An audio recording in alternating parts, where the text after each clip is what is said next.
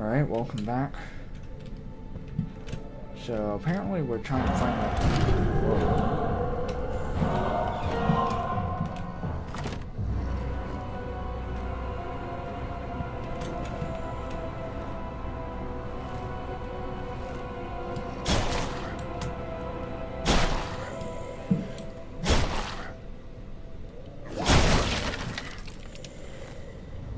Apparently we're trying to find a key, but there seems to be a monster in here right now.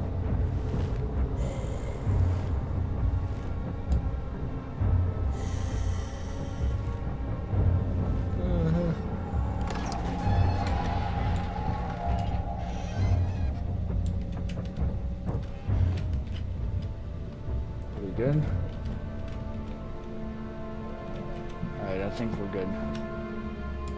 4th of July, 1839. It's done. The orb is assembled. I was awakened by an exhausting nightmare. Shaking and sweating, I retired to the drawing room with a cup of tea. The relic pieces lay spread across the table as I'd left them, but somehow I knew how it was supposed to be. I fetched the tar, which I had prepared to fix the pieces together, and without fault I joined them, producing the orb I remembered so clearly. The tar proved unnecessary. It was pushed out from the joining pieces as they merged on their own, with no adhesive. The ancient stone relic now rests on my table. Its immaculate surface and perfect shape could have been molded by a factory. This is all too strange. Okay.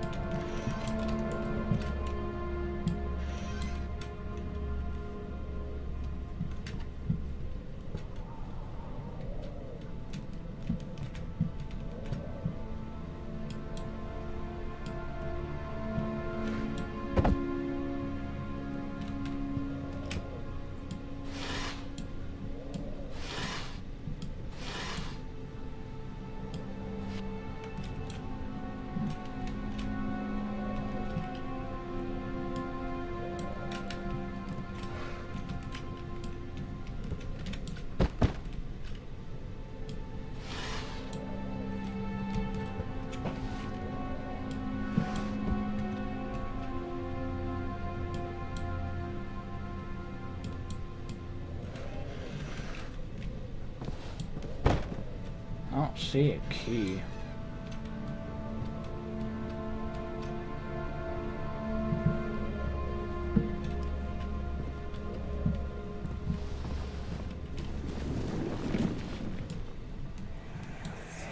Oh, thank God, there it is. I guess it is a good place to hide it then.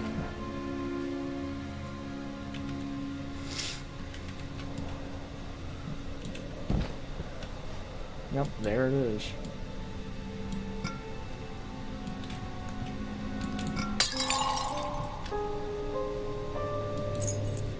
Picked up machine room key. Alright.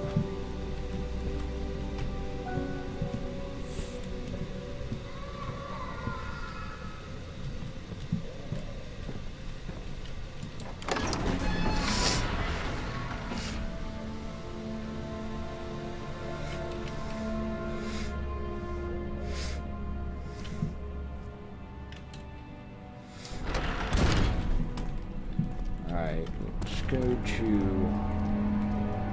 this room. I haven't explored it yet.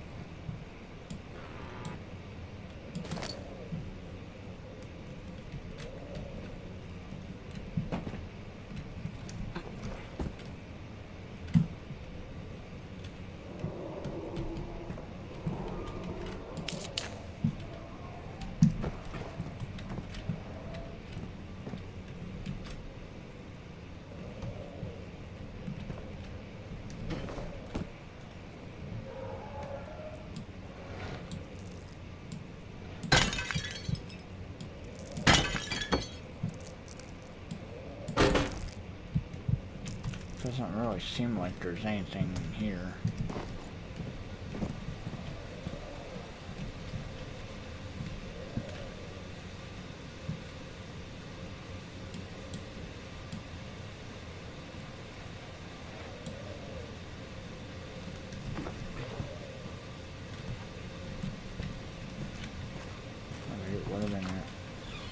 What about in here?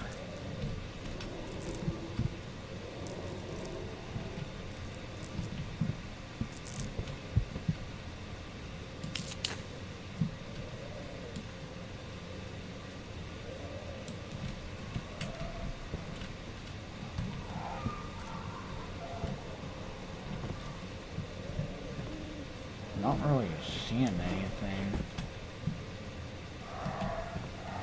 Oh, there's a note. Alright. Letter regarding the discovery of an orb. To my most trusted student and friend, Johann Weyer. The most remarkable thing happened as I was traveling through the Prussian woods this summer. I finally found one of the orbs I have been looking for the last 20-odd years. It is as inexplicable as the Heliodromus described it in the Hortus Conclusus. It was as it was told about, an underground Mithraic temple crowned with the unearthly artifact. The orb was big enough to fill up my cupped hands, and the texture was smooth and jagged, its color washed while rich. Contrast is not enough to describe its nature.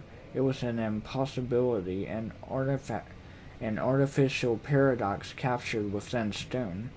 I was staying in a nearby village called Alstad, investigating one of the antiquated trails, when I finally found a cavern. I went inside, and suddenly I could verify the truth of these enigmatic artifacts. They were real. As you can understand, this is the most important discovery of my life, but it has also become my greatest fear. As I entered the underground chamber, I could feel that I was trespassing. Because of my curiosity, I did my best to fight these instincts and fetch the orb from its place. I scrambled out of the chamber and into the woods. I could sense something was following me. It bayed loudly as it closed in. The beast, this guardian of the orb, was relentless in its pursuit. I made my way to a nearby ravine where I stumbled upon some men fishing in the lake. I tried to warn them as I passed, but fortunately they remained as I continued my escape. When I heard their cry of pain echo through the valley, I felt such a tremendous sense of relief, thinking I would be spared. Suddenly a blue shimmering light engulfed me, and the colors of the forest were washed away before my eyes. I kept running through the bleak surroundings. The trees had turned charcoal black with leaves of cinder. The ground covered in murky water. I pressed on through the drenched land as the glowing ember gave way to the rising wind and rained on me. I could hear pleading screams in the distance, and I joined in as pain and fear overtook me. I fell to the ground, gasping for air. This certainly must sound strange, but I had been carried miles away from the Alps to a grassy field outside Genoa. The guardian had taken the orb from me, but still, until this day, I fear its return. Sometimes I lay awake at night listening for the howling cry I heard in the forest.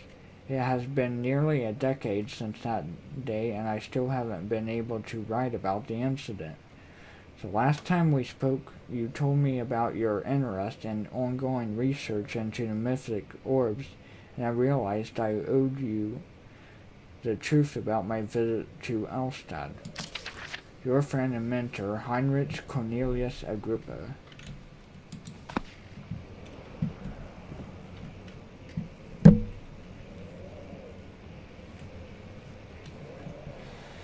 Alright.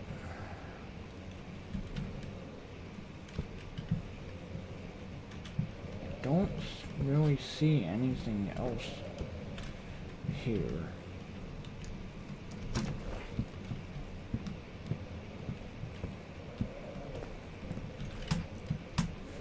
Let's see.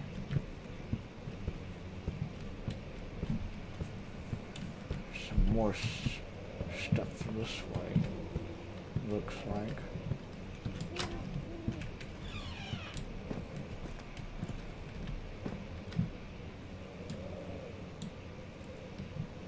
Chambers of the human skull. That's weird.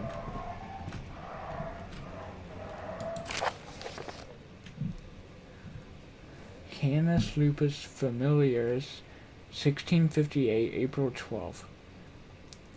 After a short study, it is clear that the agitation found among humans can be found in the dog. Fear and pain induce stress, which seems to trigger an endogenous response, causing the animal to burst with energy. I believe that the catalyst is produced in the brain. It is difficult to determine exactly where and what it is, but I can sense it. It reeks of cosmic genesis. There is an inherent problem in harvesting this energy, since the creature is bound to die from the exercise. I must refine this process of torture to enable any real work to be done.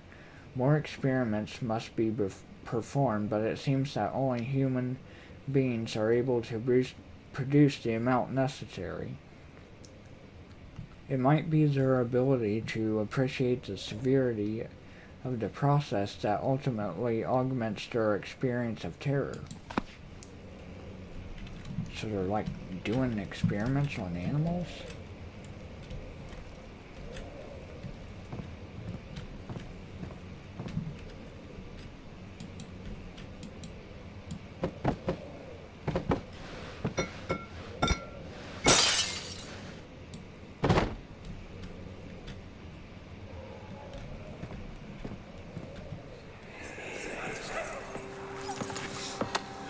Let's see what you have to offer.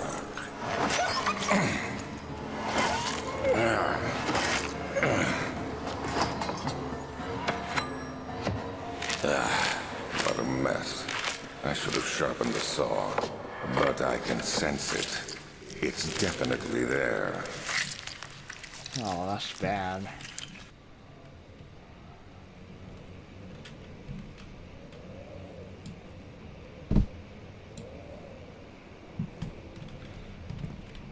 Alright, well.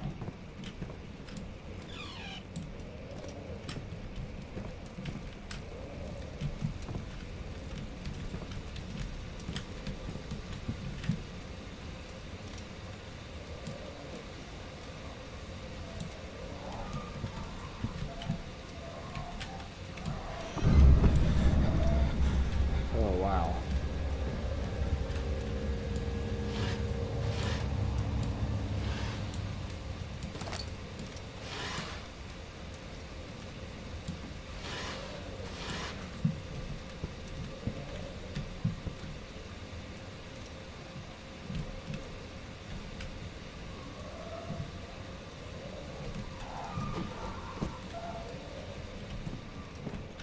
Note. 1658, January 9. Further disappointment. The antiquarian's latest findings yielded nothing. I'm still unable to grasp the inner workings of life and its relation to the power I sense within it. I shall pursue more books on the subject, but I suspect it will be in vain. Since no research has been made in my particular interest, I must attempt to fill that void myself. Clearly humans emanate more of the energy I seek, but I hope animals will suffice, as they would prove less of a hassle to acquire.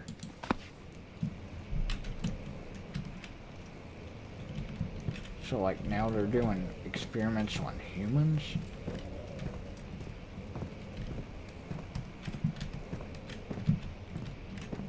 That's messed up.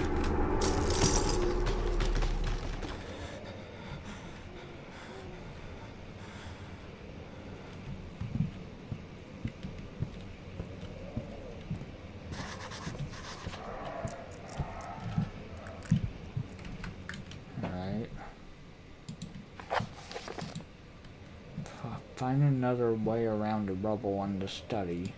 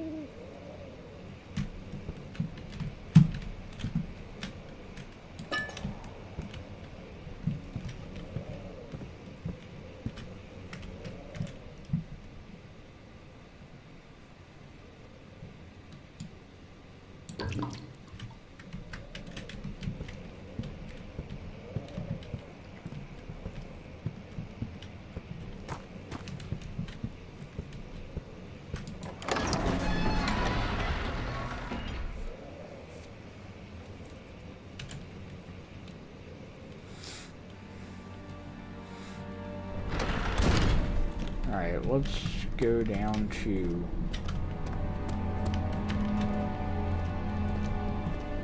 this area.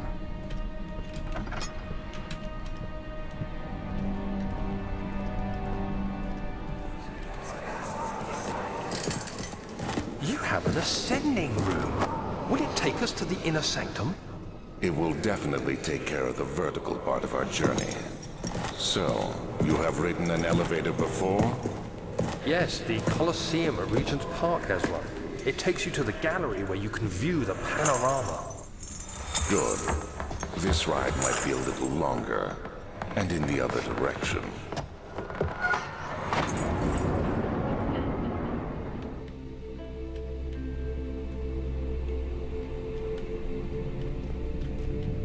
Okay.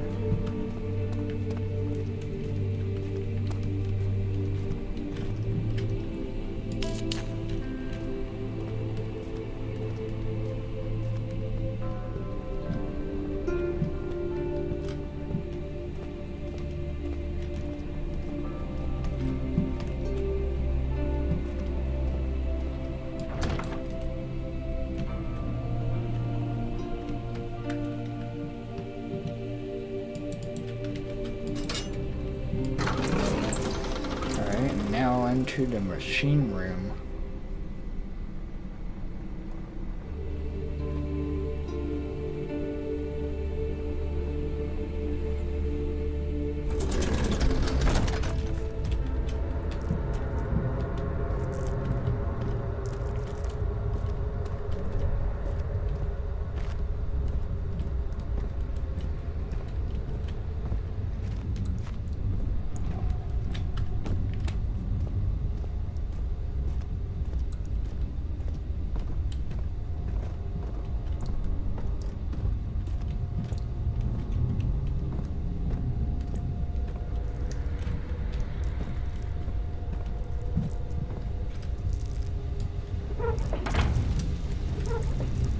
Nothing on the burner for it to ignite.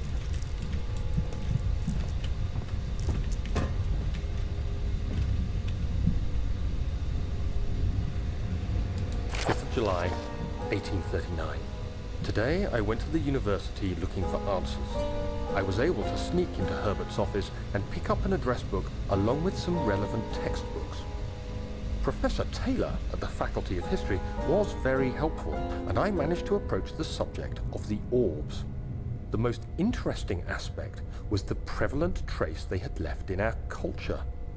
The mythic orbs may, in fact, have inspired the globus cruciger, which so many royal regalia holds to this day.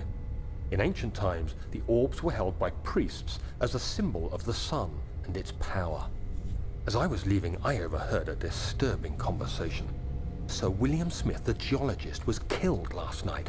Less than a fortnight had passed since I'd asked for his expertise.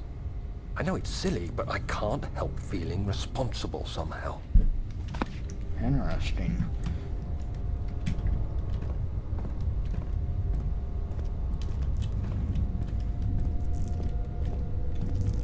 This shouldn't be.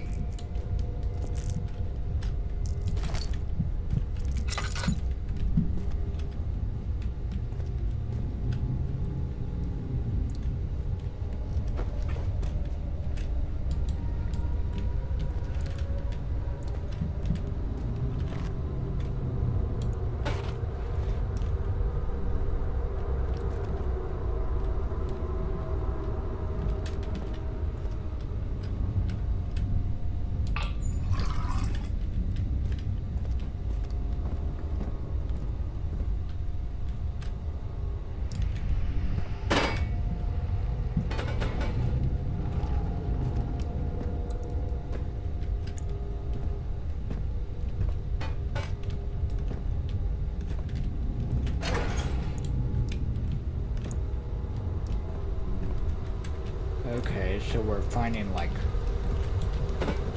wheel parts.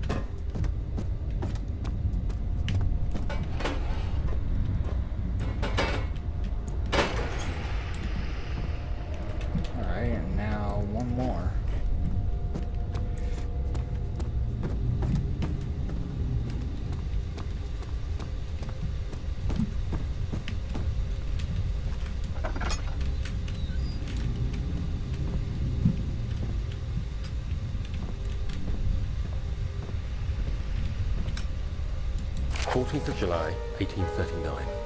I've read every book I can find on the subject. While rich in legend and hearsay, my knowledge is lack for the insight I crave. I've sent letters to many in Herbert's address book and received answers of varying importance. Today, I got one which differed greatly from the others. From a baron in Prussia. He said nothing about the quaint stories of priests in underground temples. He didn't even mention them. He simply wrote, "I know. I can protect you. Come to Brennenburg Castle." Signed, Alexander. What am I to make of this? Protect me from what? Is someone after me? I looked up Brennenburg and traced it to the Prussian woods near the Baltic Sea.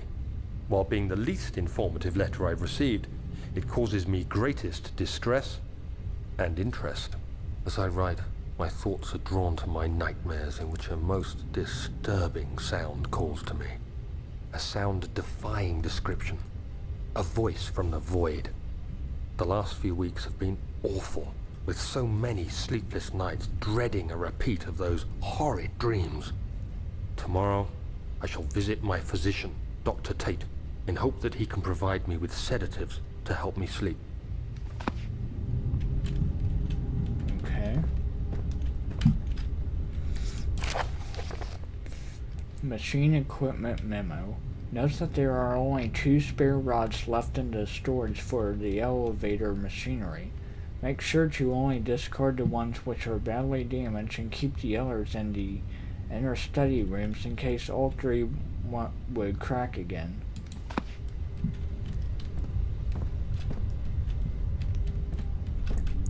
Alright, well I found the 3rd one.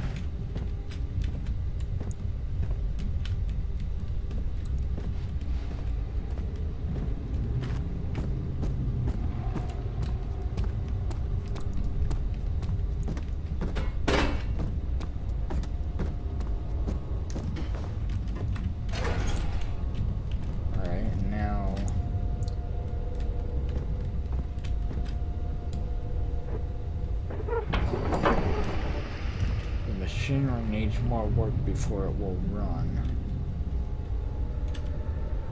Okay.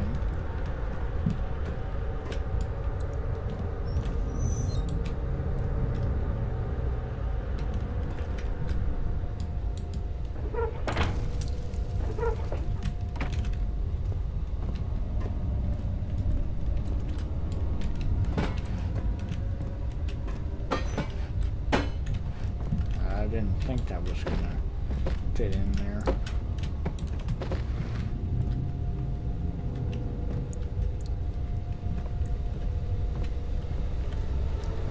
Something's wrong.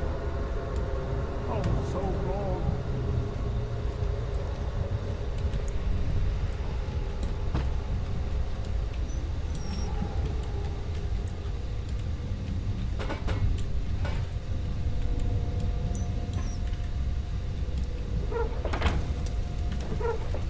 Burner needs more coal. Okay.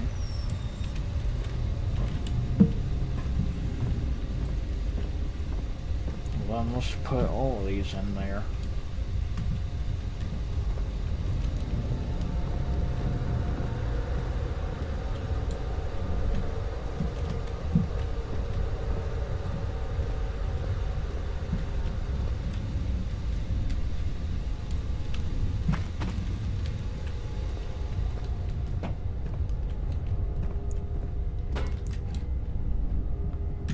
Oh, okay.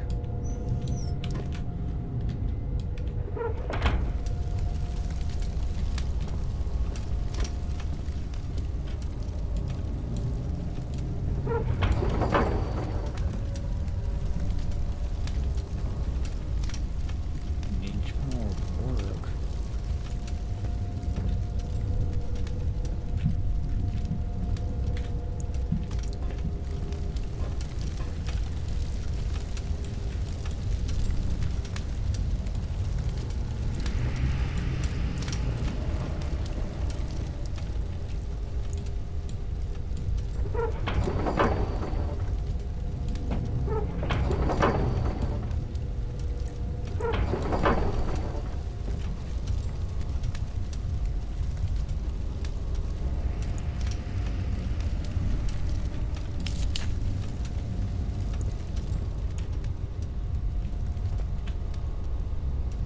I don't get what it wants me to do there.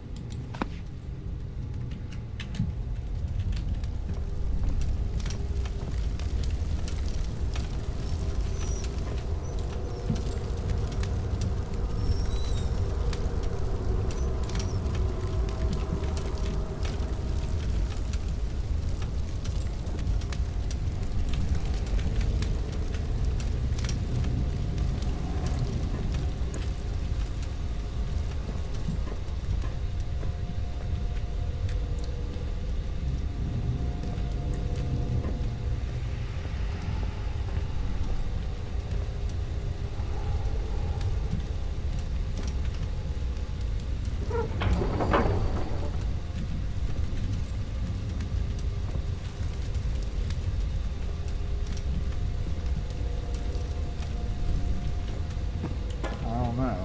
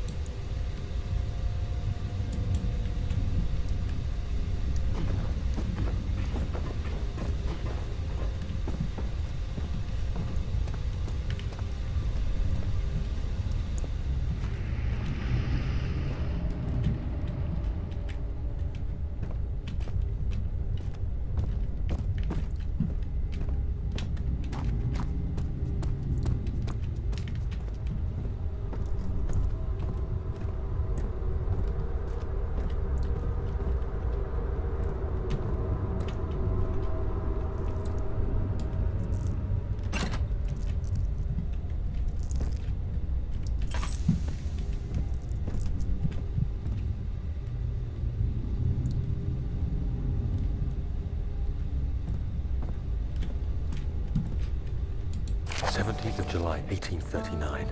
How has this escaped me? They're all dead. Limbs scattered, heads split down the middle, their skin flayed as if boiled. I feel like I'm falling into myself. What's happening? Sir William Smith, Professor Taylor, now Dr. Tate. Is it following me?